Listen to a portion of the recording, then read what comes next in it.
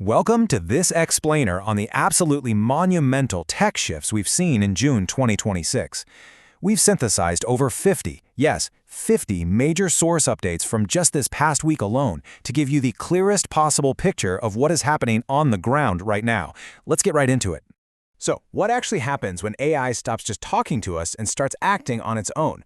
Well, the data from this week proves we've crossed a pretty critical threshold. AI is no longer just a really smart digital conversationalist. It's becoming an autonomous engine. We are officially shifting from machines that just generate text to machines that actually execute real-world actions. To make sense of all this rapid advancement without getting totally overwhelmed, we're going to guide you through 4 core tectonic shifts. 1. The autonomous agent era. 2. The physical infrastructure boom. 3. New rules and regulations. And finally, 4. The road ahead. Let's start with shift number 1, the autonomous agent era, where we move from simple chatbots to actual doers. Enterprise systems are officially leaving the era of reactive chatbots behind. We're now entering the era of complex, multi-agent workflows and agentic commerce. According to recent Gartner research and a whole flood of industry documentation from this week, companies are moving so fast towards specialized agents. These are systems that can actually coordinate amongst themselves to manage inventory, handle financial reporting, and navigate massive corporate databases completely autonomously. Just look at Apple's total pivot to an AI-first strategy at WWDC 2026. They are embedding these autonomous, agentic capabilities straight into iOS 27 and macOS 27. Tim Cook actually used his final keynote as CEO to reveal that Siri has been completely rebuilt from the ground up. And this is powered by a reported $1 billion annual licensing deal with Google to use Gemini. It's a massive system-level shift. Your phone can now analyze what's on your screen and perform complex, multi-step tasks across different apps without you holding its hand at all.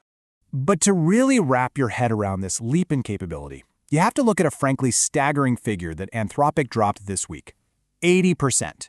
Their internal developer report revealed that their Claude model is now writing over 80% of their own internal codebase. We are talking about human-level software engineering performance here, which has effectively doubled their engineering velocity. Really think about the magnitude of that shift for a second.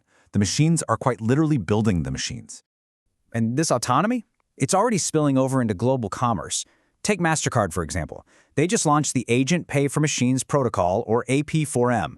Basically, an AI agent identifies an operational need, and then AP4M executes a secure blockchain transaction.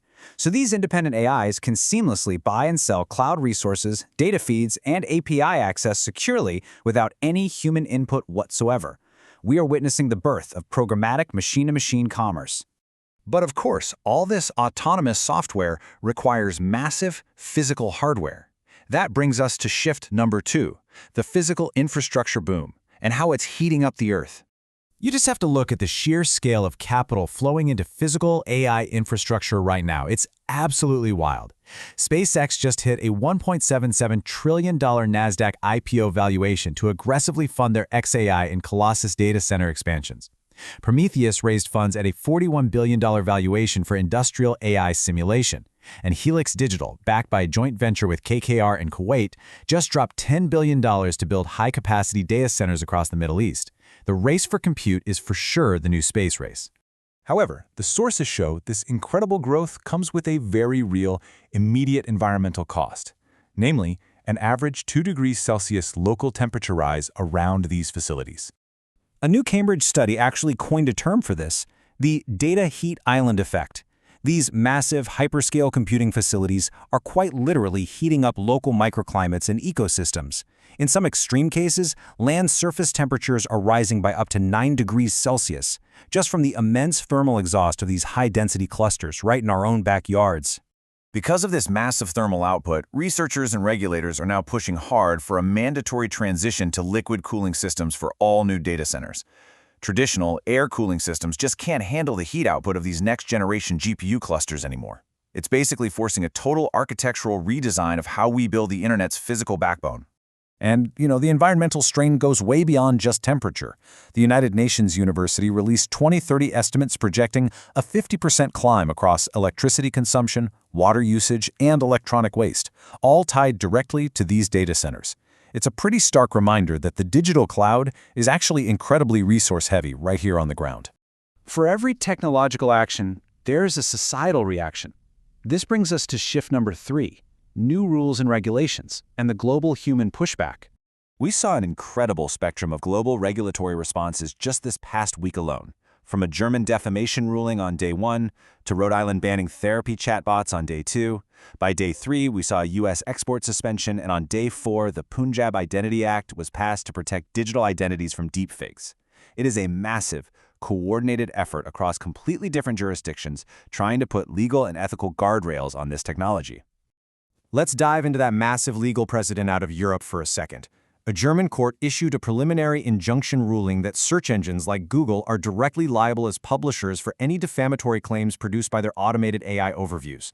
They officially rejected the whole disclaimer defense, saying you can't just slap a verify information label on it and get off the hook. This could force a fundamental redesign of global search platforms. Meanwhile, highlighting the serious geopolitical tension around computing power, the U.S. government ordered Anthropic to immediately suspend access to their advanced Claude 5 model for foreign nationals. They cited security and jailbreaking vulnerabilities. This action really sparks a complex debate. How do you balance national security and restricting technology with the benefits of global academic and scientific collaboration? The scientific community is also drawing its own lines in the sand. Prominent mathematicians issued the Leiden Declaration this week, and the quote is striking. Relying on automated proof systems could undermine the autonomy and core values of the mathematical discipline. They are formally warning that outsourcing logic threatens our academic independence, making it crystal clear that humans need to remain central to the discovery process. And a very powerful voice from the global stage has also entered the conversation impartially. Pope Leo XIV issued an encyclical called Magnifica Humanitas, warning that the sheer concentration of AI infrastructure and data poses significant risks to global equality. He stated that control over computing power is slipping away from democratic states, creating a profound moral imperative for fair distribution. As we look toward the road ahead in our explainer, all of these technological, physical, and regulatory forces are converging, leading us to our fourth and final shift, the rise of the human layer. A brand new United Nations Development Program report argues that building this human layer of oversight is going to become a massive global job creation opportunity. We're talking about developing nations training local professionals specifically to audit these automated systems for alignment. There are going to be huge economic benefits to having human-in-the-loop systems to monitor these autonomous agents. So the crucial takeaway here is that human-in-the-loop oversight is the necessary infrastructure to bridge these autonomous, agentic workflows with local laws and human values. As machines learn to write their own code and execute payments on their own, human auditing becomes our most critical infrastructure. The technology desperately needs guardrails, and humans, well, we are the guardrails. Which leaves us with a final thought to spark your curiosity. In a fully agentic economy where machines act autonomously, what does your role in the human layer of oversight actually look like? How will you adapt to provide the human oversight this new economy desperately needs? Thank you so much for joining me on this explainer, and keep asking the big questions.